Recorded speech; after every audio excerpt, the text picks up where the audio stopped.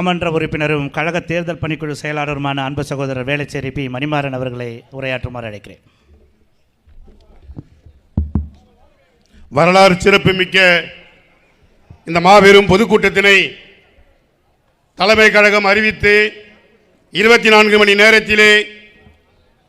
அனல் பறக்கும் இந்த கூட்டத்தை மக்கள் வெள்ளத்தின் மத்தியிலே நடத்தி கொண்டிருக்கின்ற பகுதி கழகத்தின் ஆற்றல் வாழ்ந்த செயலாளர்,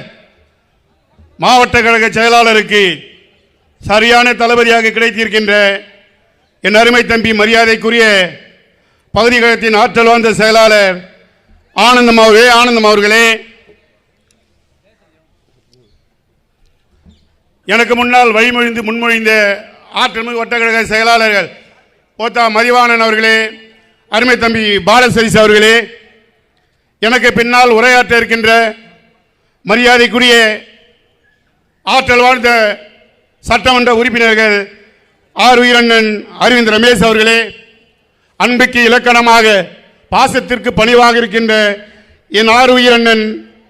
காரப்பாக்கம் கணபதி அவர்களே, வருகை தந்திருக்கின்ற இளைஞர் படையை வழிநடத்துகின்ற அருமை தம்பி மரியாதைக்குரிய பிரபாகர ராஜா அவர்களே, எனக்கு முன்னால் உரையாற்றி சென்ற பாராட்டுதலுக்கும் போற்றுதலுக்கும் உரிய மாவட்ட கழகத்தின் மாட்சிமை தங்கிய பொருளாளர் அருமை நண்பர் பாஸ்கர் உள்ளிட்ட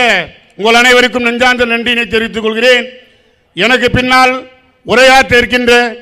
நாம் எல்லாம் ஆவலோடு எதிர்பார்த்திருக்கின்ற நம்மையெல்லாம் வழி நடத்துகின்ற ஆர் உயிரண்ணன், ஒரு அமைச்சர் என்றால்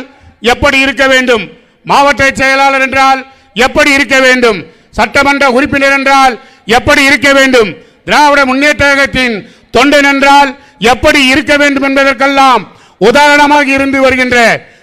இந்திய திருநாட்டின் விலை மதிக்க முடியாத பொறுப்பான மருத்துவ அமைச்சர் என்ற மணிமகுடத்தை தாங்கி இருக்கின்ற